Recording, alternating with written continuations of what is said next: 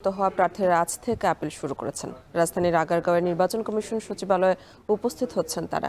এই মুহূর্তে সেখানে আছেন সহকর্মী সাদত অভ্র, সরাসরি যুক্ত হচ্ছে তার সাথে। অভ্র, আপিলের জন্য কি প্রার্থীরা আসতে শুরু করেছেন কিনা জানাবেন, আর কার্যক্রম শুরু হয়েছে কিনা জানাবেন। 10টা থেকে কিন্তু আজকে যে আপিল গ্রহণ সেটি কিন্তু শুরু হওয়ার কথা রয়েছে। ইতিমধ্যে কিন্তু আপনি জানেন যে 2,500 যেই নমিনেশন ফর্ম যেটি কিনা হচ্ছে জমা পড়েছিল, সেই মনোনয়নপত্র থেকে কিন্তু যাচাই বাছাইয়ের পর 1800 যেই মনোনয়নপত্র সেটি কিন্তু হচ্ছে গতকাল আমাদেরকে ইসি জানিয়েছিল যে বৈধ বলে ঘোষণা করা হয়েছে। ইতিমধ্যে আরো যারা কিনা বৈধ হতে চান, মানে বাকি যারা আছেন অবৈধ বলে ঘোষণা হয়েছে, কিছু কিছু কিন্তু ক্ষেত্রে সেটি স্থগিত বলেও গণ্য হয়েছে কিছু মনোনয়নপত্র। সেই ক্ষেত্রে তাদের কিন্তু আজকে থেকে আপিল করার সুযোগ রয়েছে।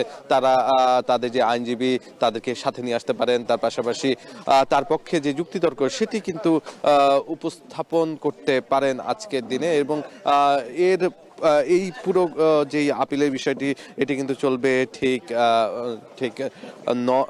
9 তারিখ পর্যন্ত। এর পরবর্তীতে কিন্তু 11 তারিখ থেকে 18 তারিখ পর্যন্ত চলবে শুনানির কার্যক্রম।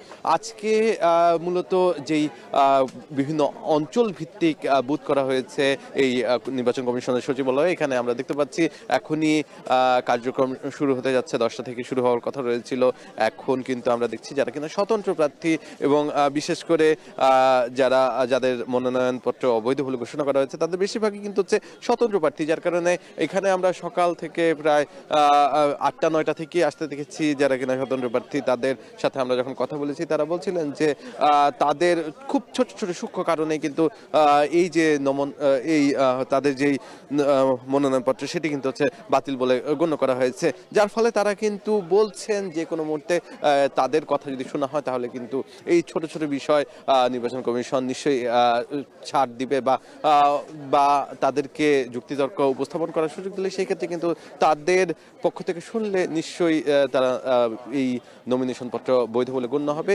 এই মুহূর্তে কিন্তু এখানে যে অঞ্চল ভিত্তিক, বিশেষ করে কুমিল্লা, রাজশাহী থেকে শুরু করে যে অঞ্চলগুলোতে প্রার্থীদের বৈধতা কম পেয়েছে বা অবৈধ যেই প্রার্থীতা তাদের সংখ্যা বেশি, সেদিকে লক্ষ্য রেখে কিন্তু হচ্ছে এখানে বেশ কয়েকটি বুথ রাখা হয়েছে।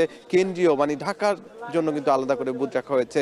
এছাড়াও উত্তরবঙ্গের জন্য যেমনি হচ্ছে একটি আনুষ্ঠানিকভাবে আলাদা করে একজন করে দাখিল ফর্ম জমা নিবে এমন অফিসার রেখেই কিন্তু হচ্ছে এখানে কার্যক্রম চালু হয়েছে। আশা করি আমরা বিকাল নাগাদ আরো জানাতে পারবো যে আসলে ভিড় কতটা পড়েছে, সারা দেশ থেকে কতখানি এই তাদের মনোনয়নপত্রের যে আপিল সেটি জমা পড়েছে। এই ছিল আমার কাছে এখান থেকে সর্বশেষ। বাছাই শেষে মনোনয়ন বাতিল স্থগিত হওয়া প্রার্থীরা আজ থেকে আপিল শুরু করেছেন, সে খবরই জানাচ্ছিলেন সহকর্মী সাদত অভ্র।